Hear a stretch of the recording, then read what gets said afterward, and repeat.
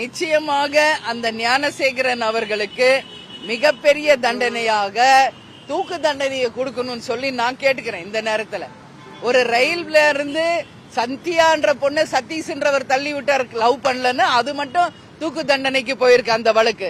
அந்த வகையில் இனிமேல் சிறு குழந்தை முதல் பள்ளி குழந்தை முதல் பல்கலைக்கழகம் இருக்கும் அனைத்து மாணவிகளுக்கும் பாதுகாப்பு தரணும். யாராவது அதை மீறி பாலியல் வன்கொடுமை செய்தால் நிச்சயமாக அதிகபட்ச தண்டனையாக தூக்கு தண்டனையை தரணும். இன்னைக்கு சட்டசபையில முதல்வர் சொல்லியிருக்காரு, அதை நான் வரவேற்கிறேன். அதிகபட்சமாக இனிமே பாலியல் வன்கொடுமைகளை பண்ணால் நிச்சயமாக மரண தண்டனை தரப்படும்னு முதல்வர் சொல்லியிருக்காரு. அதை தேசிய முற்போக்கு திராவிட கழகத்தின் சார்பா நாங்க வரவேற்கிறோம். அந்த முதல் கேஸே ஞானசேகரன் கேஸா இருக்கணும்னு நான் கேட்டுக்கிறேன். முதல்வர் இன்னைக்கு சொல்லியிருக்கீங்களே சட்டசபையில மரண தண்டனை தருவோன்னு, ஏற்கனவே ஞானசேகரன் மேல பல வழக்குகள் இருக்கு. அப்ப முதல் தண்டனையாகவே ஞானசேகரனுக்கு அந்த மரண தண்டனையை இன்னைக்கு சட்டசபையில் அறிவித்த முதல்வர் நமது ஸ்டாலின் அவர்கள் செய்தால் உண்மையிலேயே இந்த அரசை நாம பாராட்டலாம்.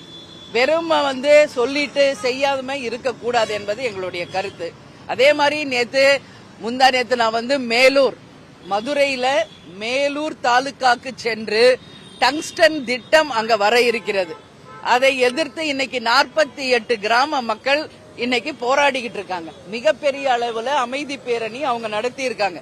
அந்த ஒட்டுமொத்த மக்களையும் நான் நேரடியாக சந்தித்து உறுதியாக 5000 ஏக்கருக்கு மேல விளைநிலங்களை கையகப்படுத்தி 48 கிராமங்களை உள்ளடக்கிய அந்த மேலூர் தாலுகாவில் டங்ஸ்டன் திட்டம் நிச்சயம் வராது, அதற்கு நாங்கள் உறுதியாக சென்று கவர்னர் அவர்களை சந்தித்து மத்திய அரசுக்கு அழுத்தம் கொடுத்து அந்த திட்டத்தை உடனடியாக ரத்து செய்ய வேண்டும் என்று நிச்சயம் நாங்கள் கோரிக்கை வைப்போம் சொல்லிட்டு வந்தேன்.